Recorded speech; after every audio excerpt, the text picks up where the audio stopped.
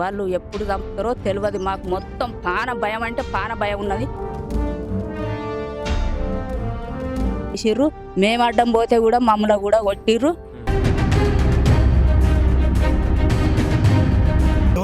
నన్ను ఉరి చేసి బర్రెలే కొట్టి చంపినారు. ఎటు పడితే దద్దులు ఇక్కడ పెరిగిపోయినా ఎక్కడ దెబ్బలు కొట్టిర్రు. మొత్తం కొట్టిందే. ఇక ఇది కొట్టిరు దెబ్బలు కొట్టి ఈ దెబ్బ మొత్తం కొట్టిర్రు. బర్రె ఘోరంగా ఇగో ఇటుగా మొత్తం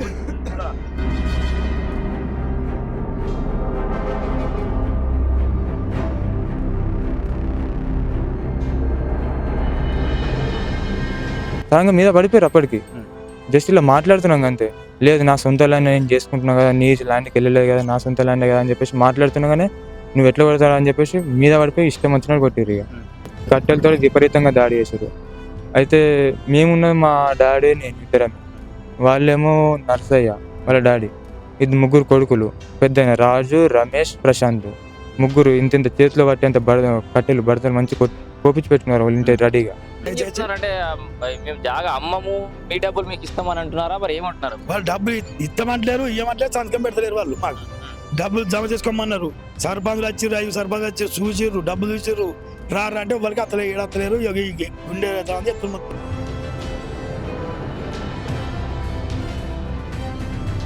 అన్నదమ్ముల మధ్య భూ తగాదాలు ప్రాణాల మీదకి తీసుకొచ్చినటువంటి సంఘటన సిద్దిపేట జిల్లా నారాయణరావుపేట మండలం శేఖర్రావుపేటలో జరిగింది. సో మనకి సమాచారం తెలిసిన వెంటనే ఇక్కడ రావడం జరిగింది. శేఖర్రావుపేటలో నాంపల్లి భిక్షపతి అనే రైతుని వాళ్ళ సోదరుడి కుమారులు విపరీతంగా కట్టెలతోటి దాడి చేసినటువంటి సంఘటన అయితే ఈ 2-3 రోజుల క్రితం జరిగింది, వారం రోజుల క్రితం. సో పెద్ద ఎత్తున దాడికి పాల్పడ్డారు. ఆల్మోస్ట్ ప్రాణాలు దక్కించుకొని బయటపడ్డటువంటి పరిస్థితి అయితే మనకు అనిపిస్తుంది. చిన్న కోడూరు పోలీస్ స్టేషన్లో కేసు నమోదైంది. వాళ్ళు నిందితులు రిమాండ్ కూడా అయినట్టుగా తెలుస్తుంది. సో ఇక్కడ వాళ్ళ ఫాదర్, వాళ్ళ నాన్న, వాళ్ళ పెద్దలు సంపాదించినటువంటి ఆస్తి విషయంలో గొడవలు.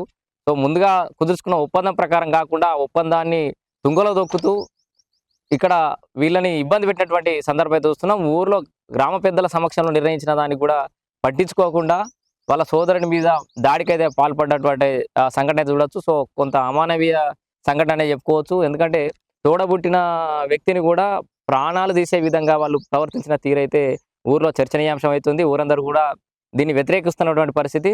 సో వాళ్ళని అడిగి మరిన్ని వివరాలు తెలుసుకునే ప్రయత్నం అయితే చేద్దాం. ఇది ఎఫ్ఐఆర్కి సంబంధించిన కాపీ ఇది. సో చిన్నకోడూరు పోలీస్ స్టేషన్లో వీళ్ళ మీద ఎఫ్ఐఆర్ అయిన డేట్ 12/4/2026 రోజు అయితే ఎఫ్ఐఆర్ కూడా అయింది. ఇది ఒప్పందాలకు సంబంధించిన అంశం ఇది. సో ముందుగా అంటే 3 ఎకరాల 36 గుంటలకు సంబంధించి అమ్మకానికి సంబంధించి ఒప్పందం చేసుకొని తర్వాత 18,50,000 రూపాయలు అడ్వాన్స్ కూడా పే చేసిన తర్వాత ఒక 3-4 సంవత్సరాలు అంటే వాళ్ళు రిజిస్ట్రేషన్ చేయడానికి అమ్మడానికి ఒప్పుకొని ఆ తర్వాత ముందుకు రాకుండా రిజిస్ట్రేషన్ చేయకుండా వీళ్ళని ఇబ్బందులకు గురి చేసినటువంటి సందర్భం. మళ్ళీ ఒక 2-3 ఏళ్ల తర్వాత 4 ఏళ్ల తర్వాత కూడా మళ్ళీ ఒప్పందం చేసుకున్నారు, ఇంకొక ఒప్పందం చేసుకున్నారు. సరే జరిగిపోయింది, మేము మళ్ళీ రిజిస్ట్రేషన్ చేస్తామని చెప్పి మళ్ళీ దాన్ని కూడా కాలం రాస్తున్నటువంటి పరిస్థితి చూడొచ్చు. మనతో పాటు నాంపల్లి భిక్షపతి అయితే అందుబాటులో ఉన్నాడు. ఆయన్ని అడిగి అసలు వివరాలన్నీ తెలుసుకునే ప్రయత్నం చేద్దాం. చెప్పండి, ఏం జరిగింది అసలు, ఎందుకు ఇంత? నా పంటలో నేనత్తే ఒట్టిగా మీదికి కట్టెలతో దాడితోని ఎటు వాడితే అంటే నా సొంతం జాగల నాంపల్లి నర్సయ్య, రాజు, రమేష్, చిన్న ప్రశాంత్, వీళ్ళు 4 కట్టెల దాడితోని నన్ను ఉరి చేసి బర్రెలే కొట్టి చంపినారు. ఎటు పడితే అంటే దద్దులు ఇక్కడ పెరిగిపోయినా ఎక్కడ దెబ్బలు కొట్టిర్రు. మొత్తం కొట్టిందే. ఇక ఇది కొట్టిరు దెబ్బలు కొట్టి ఈ దెబ్బ మొత్తం కొట్టిర్రు. బర్రె ఘోరంగా ఇగో ఇటుగా మొత్తం కొట్టింది. మొత్తం మన జీనం తీసే లెక్క తల కుట్లు పడి మొత్తం కుట్లు పడి ఇక చెవుకాడ ఎటు పడితే నాకు ప్రారంభం ఉన్నది. ఇక్కడ మనం బతకలేని పరిస్థితులు ఉన్నాయి.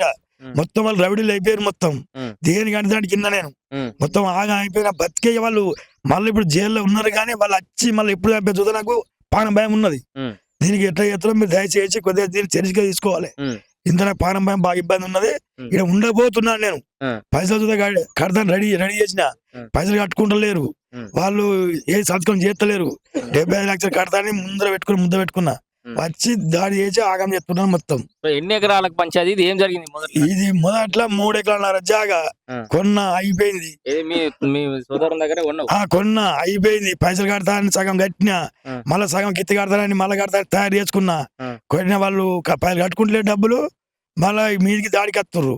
మీదికి అది పైసలు లెక్క పెట్టమంటే పైసలు లెక్క పెట్టినా మొత్తం చూసిర్రు. సర్పంచ్ ఇట్లా అంతా చూసిర్రు, సత్య ఇట్లా అంతా మాటలు మొత్తం చూసిరు. మొత్తం శేఖరపేట వీధిలో మొత్తం అమౌంట్ 60 లక్షల రూపాయలు చూసిరు వాళ్ళు. మొత్తం లెక్క పెట్టమన్నారు వాళ్ళే. లెక్క పెట్టినా మొత్తం ఫంక్షన్ పెట్టినా. నాకు ప్రాణభయం ఉన్నది. నేను నా పంట నేను కోసుకుంటున్నా వచ్చిరు పడ కట్టతో మొత్తం ఈడ పడతాను. నాకు గుండెలు రవిడుకుంటూ ఆగమైపోయింది నాకు మొత్తం.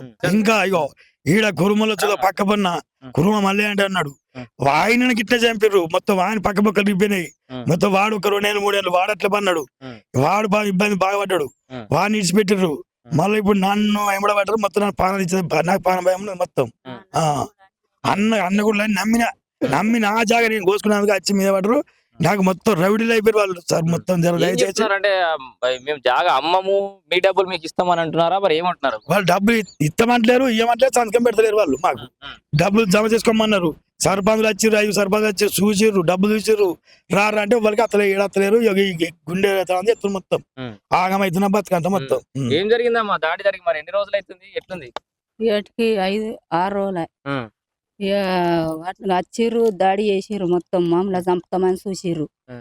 ఈ రోడ్డు మించి వెళ్ళి వరిలో ఎత్తేసిర్రు. ఇద్దరిని, నా కొడుకును నా భర్తను ఇద్దరిని చంపి రానే సచ్చి రానే వాళ్ళు కట్టెలాడేసి టౌన్కి పోయిర్రు.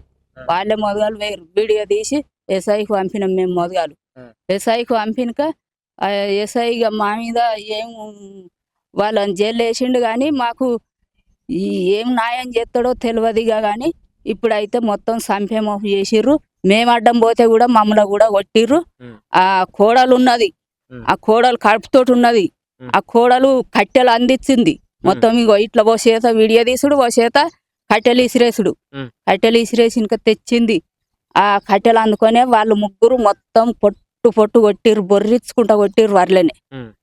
కొట్టి మరి సంపుతానని చూస్తుర్రో వాళ్ళు ఏం చెప్తుర్రో. వాళ్ళు సంపుతానే ఊరంతా చెప్పుకొచ్చిర్రు.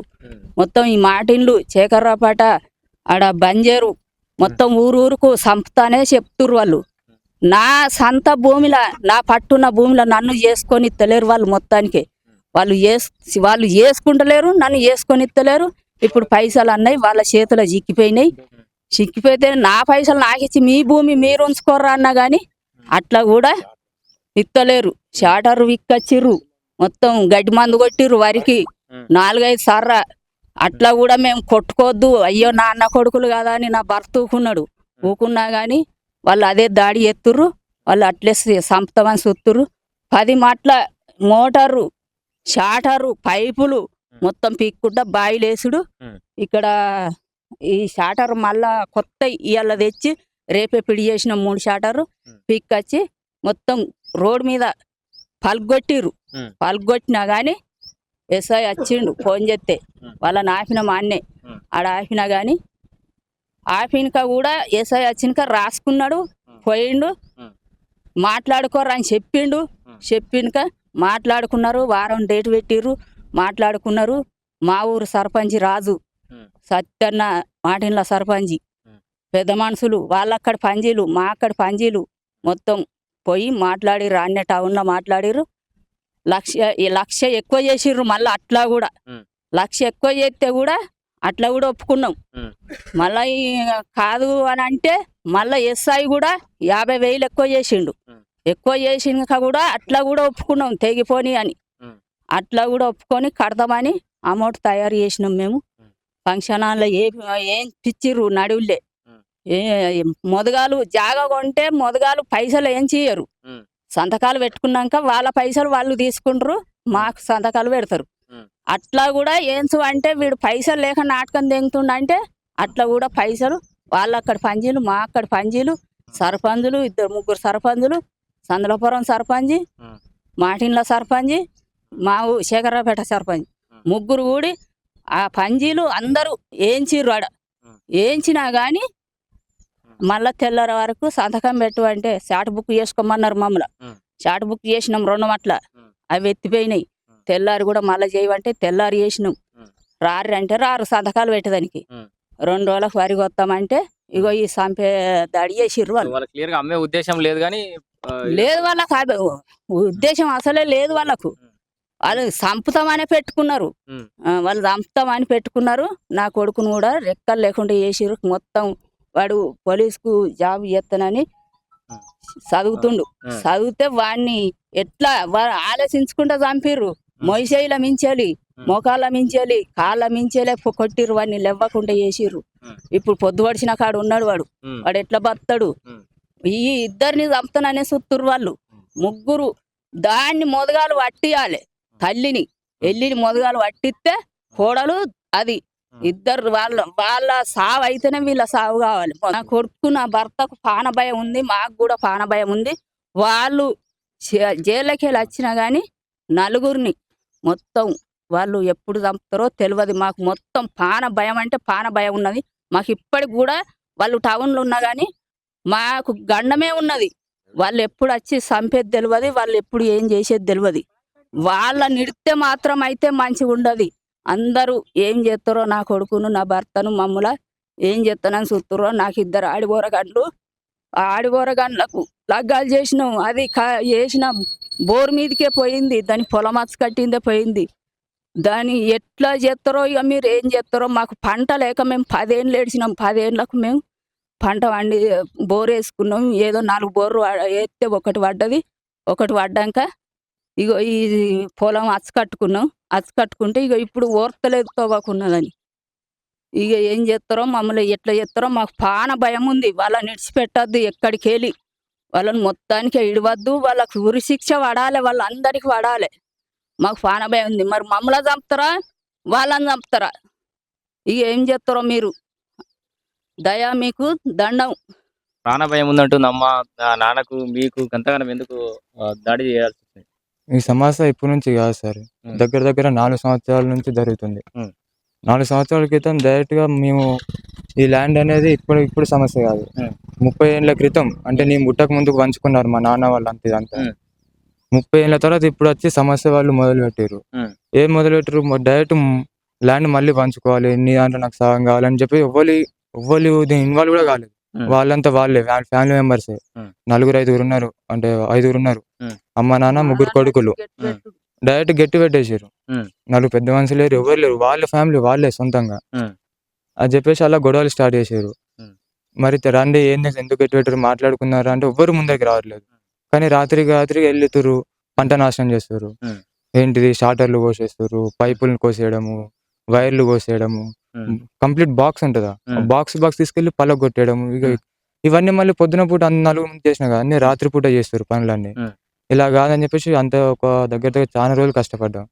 అలా ఒక కొన్ని రోజులకి 4 తీసుకొచ్చి మాట్లాడుకున్నాం. అప్పుడు మాట్లాడుకుంటే ఈ సమస్య పెద్దగా అయ్యేటట్టుంది, దీంట్లో ఇద్దరు కలిసి వ్యవసాయం అనేది కష్టము, ఎవరో ఒక్కరే దీంట్లో ఉండండి, ఇంకొకరు దానిలోంచి బయటకు వచ్చేయండి అని చెప్పేసి మాట్లాడారు. పెద్ద మనుషులు మాట్లాడారు. మాట్లాడే విధంగా ల్యాండ్ అనేది మేమే అన్నాం ఫస్ట్, మా అమ్ముతాను తీసుకోండి అని చెప్పినాం. వాళ్ళు దానికి అంగీకరించలేదు. దాని బదులు మేమే మా ల్యాండ్ అమ్ముతాను తీసుకోరే అన్నారు. మా ఇష్టం లేకపోయినా, ఉద్దేశపూర్వకం కాకుండా, అవసరం లేకపోయినా ఈ సమస్యను క్లోజ్ చేద్దాం అని చెప్పేసి ఆ ల్యాండ్ కొనుక్కున్నాం. అప్పుడు ఆ రోజు కొనుగోలు చేసిన తర్వాత ఇక్కడ నారాయణపేటలో రఘువీర్ శర్మ అని చెప్పేసి ఒక పెద్ద మనిషి ఉన్నాడు. తనే వచ్చి ఇదంతా చేసిండు. సరే తను అన్న విధంగానే వాళ్ళన్న రేట్కే, వాళ్ళ ఇష్టమైన రేట్కే వాళ్ళ భూమిని కొనుగోలు చేసినాం. ఆ రోజు అడ్వాన్స్ ఇచ్చినాము, అయిపోయింది. ఒక 1 మంత్ తర్వాత 1/4 పేమెంట్ మీన్స్ ఒక 18,50,000 వాళ్ళకి అప్ప చెప్పినాం. సరే అప్పటిదాకా పెడతామన్నారు. 18,50,000 ఇచ్చిన తర్వాత అప్పటిదాకా పెడతామని చెప్పారు. దాని తర్వాత నుంచి మళ్ళీ నెక్స్ట్ పేమెంట్ 3 మంత్స్కి ఉంది, మొత్తం కంప్లీట్ పేమెంట్. దాని తర్వాత కంప్లీట్ పేమెంట్ చేసి రిజిస్ట్రేషన్ చేసుకోవాలి. అప్పుడు మేము అమౌంట్ అరేంజ్ చేసుకున్నాం. అప్పుడు రమ్మంటే మళ్ళీ సిగ్నేచర్ రేటింగ్ రాలేదు. మళ్ళీ సరే సిగ్నేచర్ రేటింగ్ రాలేదు కదా అని చెప్పి 4 పిలిపించినాం. రండి మరి ఏంది ప్రాబ్లం, మళ్ళీ ఏమైంది, ఎందుకు రావట్లేదు అని చెప్పేసి ఎక్కడికి రావట్లేదు. సమస్యను అసలు వాళ్ళు ఇక్కడికి ఎంతమందితో పిలిపించిన రావట్లేదు, మాట్లాడట్లేదు, రావట్లేదు, పెట్టలేదు. డబ్బులు అయితే 18,50,000 తీసుకున్నారు. కాగితం ఉంది, బాండ్ పేపర్ వాళ్ళు తీసుకున్న విధంగా వాళ్ళు సంతకాలు పెట్టించిన పేపర్ ఇది. వాళ్ళ మేము తీసుకున్నాం 18,50,000 ముట్టినాయి, ఇంకా మిగతాయి చేస్తామని చెప్పేసి వాళ్ళు రాసిస్తున్న పేపర్ కూడా ఉంది. అది రీసెంట్ గా అలా సమస్య క్రియేట్ చేశారు. అప్పటితోటి అలా అయిపోగానే మేము బయట కొంత అమౌంట్ అనేది మా దగ్గర లేదు, బయట అప్పులతో తీసుకొచ్చిన అమౌంట్ అంతా ఒక నెల 15 రోజుల దాకా 2 నెలల దాకా మేము వెయిట్ చేసాం. వెయిట్ చేసి వాళ్ళ సైడ్ మనుషులతో వాళ్ళు పిలిపి అన్ని ట్రై చేసాం, ఎంతకు అవ్వలేదు అది. మాకేమో అప్పు తీసుకొచ్చిన అమౌంట్ మొత్తం మళ్ళీ ఇవ్వట్లే అని చెప్పేసి మా ఇంట్రెస్ట్ సహా మళ్ళీ రిటర్న్ చేసినాం అందరికి. అక్కడ ఒక 2 లక్షల దాకా లాస్ అయినాం. దాని తర్వాత అలా ఇక మళ్ళీ వాళ్ళు రావట్లేదు అని చెప్పి మళ్ళీ నార్మల్ మా వ్యవసాయం మేము చేసుకుంటాం. మళ్ళీ వచ్చారు, మళ్ళీ షార్టర్ బాక్స్ కొట్టాం, సేమ్ రిపీట్. అలా అని చెప్పేసి ఇవన్నీ మళ్ళీ మా కంటి ముందర చేస్తారు అంటే కాదు, రాత్రిపూట దొంగ లెక్క చేస్తారు. వాళ్ళని కన్ఫర్మేషన్ ఎవరైనా వాళ్ళని తెలుసు కానీ ప్రూఫ్ లేవు. అందుకని చెప్పేసి అది నైట్ అక్కడ మేము షార్టర్ దగ్గర ఒక సీసీ కెమెరా పెట్టినాం ఆలోచన కొద్ది. సీసీ కెమెరా పెట్టగానే నైట్ టైం పోకుండా ఫస్ట్ టైం ఒక్కరోజు మార్నింగ్ వెళ్ళారు, ఒక 8 మార్నింగ్ 8 o'clock 6 సరౌండింగ్స్ వెళ్ళారు. వెళ్ళి తీసుకొని రాగా ఇక్కడనే మేము అడ్డంగా ఉండి, మాకు తెలిసింది మార్నింగ్ కాబట్టి అడ్డంగా ఉండి ఇక్కడ వెయిట్ చేసినాం. వాళ్ళు అక్కడ నిలబడగానే సార్కి ఫోన్ చేసినాం, ఎస్ఐ సార్కి. సార్ మరి ఇట్లా మీరు చెప్పినారు కదా, మేము ప్రూఫ్ కోసం సీసీ కెమెరా పెట్టినాం, వాళ్ళు దొరికిరు మాకు, రండి సార్ అని కాల్ చేస్తే ఎస్ఐ సారు ఒక కానిస్టేబుల్ తీసుకుని ఇక్కడికి వచ్చిండు ల్యాండ్ దగ్గరికి. రాగానే వాళ్ళ ముందటనే ఇక దొరికిపోయారు కాబట్టి పెద్ద పెద్ద రాళ్ళు కట్టెలు వాళ్ళ అమ్మనే కట్టెలు అందించింది వాళ్ళందరికి. వాళ్ళ ముగ్గురు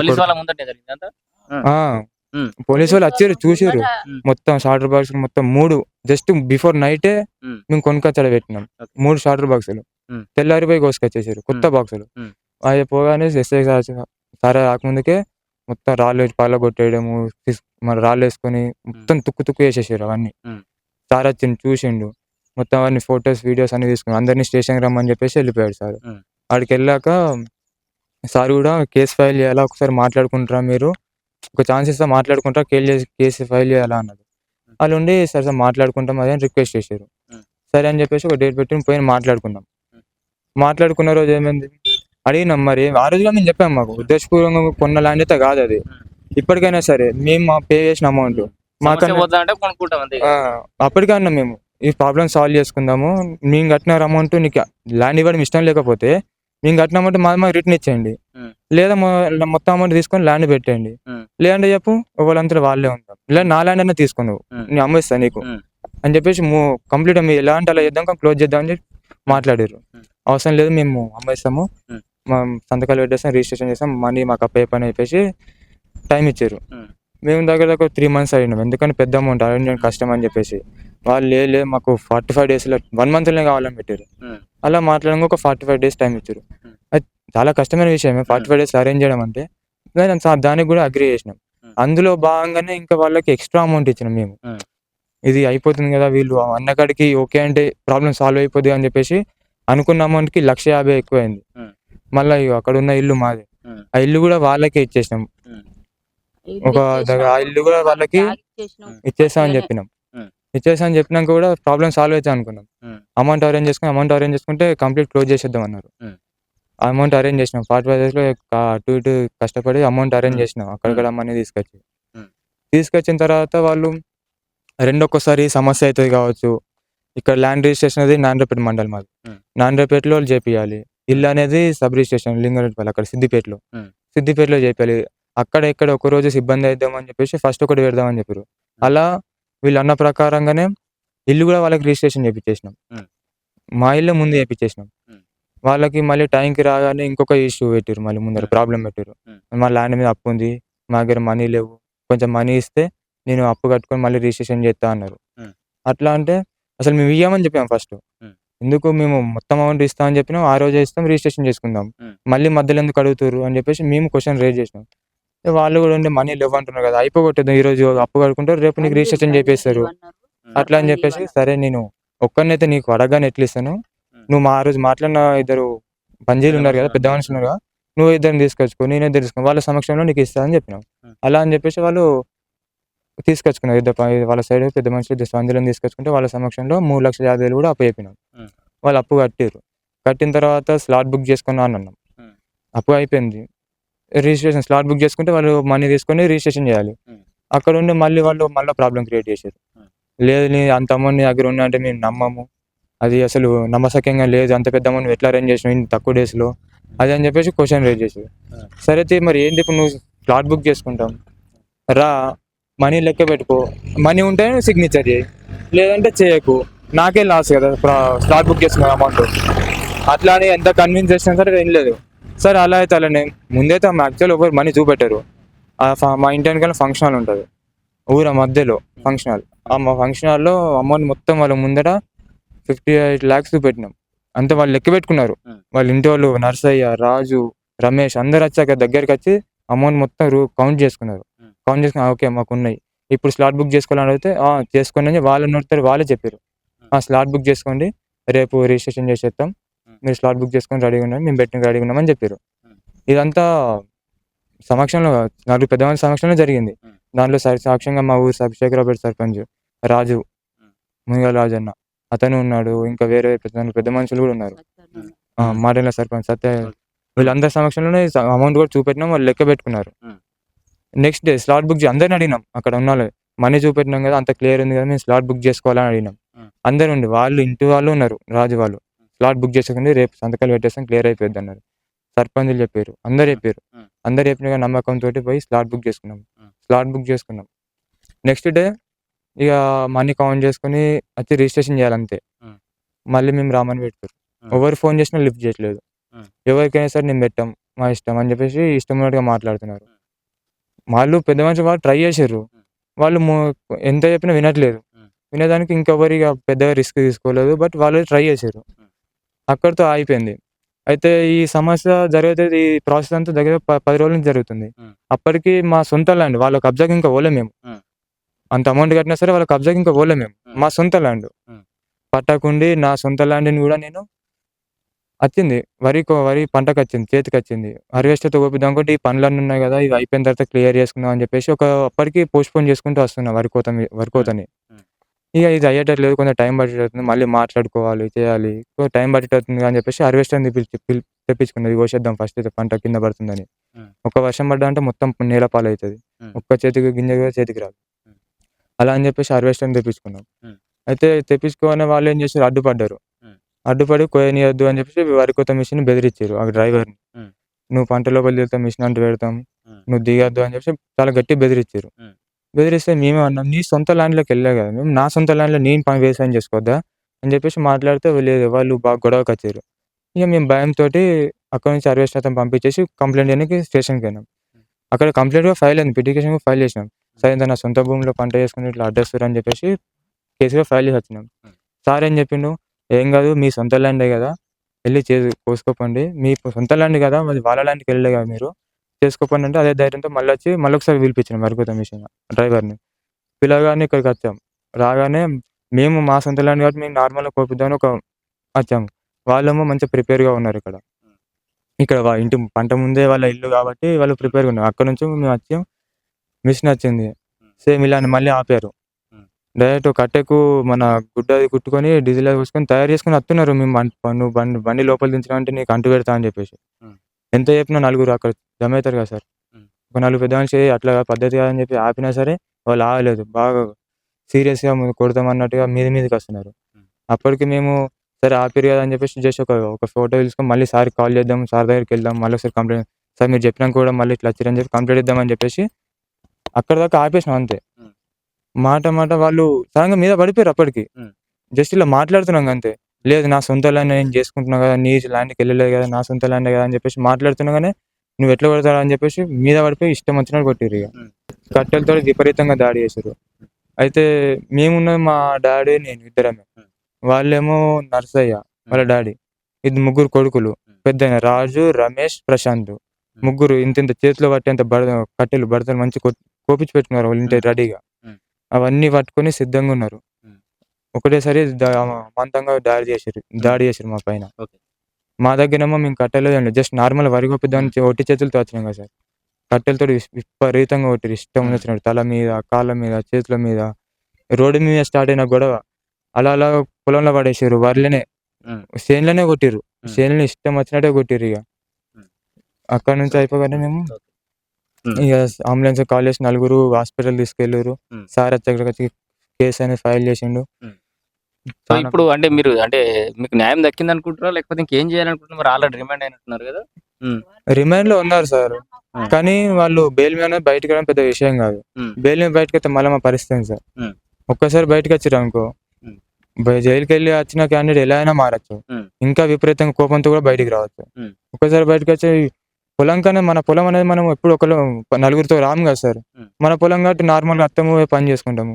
ఒకటేసారి వచ్చి మళ్ళీ దాడి చేస్తే ఉమ్. ఆ రోజు ఇద్దరు ఉన్నాం కాబట్టి ఏదో ప్రాణాలతో సో ఇంకా తప్పించుకోండి. భయంతో ఉన్నారు, భయం ప్రాణ భయం ఉంది ఇంకా కూడా. ఇంకా చాలా ప్రాణ భయంగా ఉంది. పొలం కాడికి రావాలంటే వ్యవసాయం చేసుకోవాలంటేనే ఉమ్. భయం భయం చాలా భయం అవుతుంది ఇప్పుడు మాకు. చూసారు కదా ఎంత డీటెయిల్డ్ గా అయితే తను చెప్పినటువంటి పరిస్థితి. సో తోడబుట్టిన తోడు అన్నదమ్ముల మధ్యలో వచ్చినటువంటి ఈ భూ వివాదంలో ప్రాణాలు తీసుకునే స్థాయికి అయితే ఈ వివాదం పోయింది.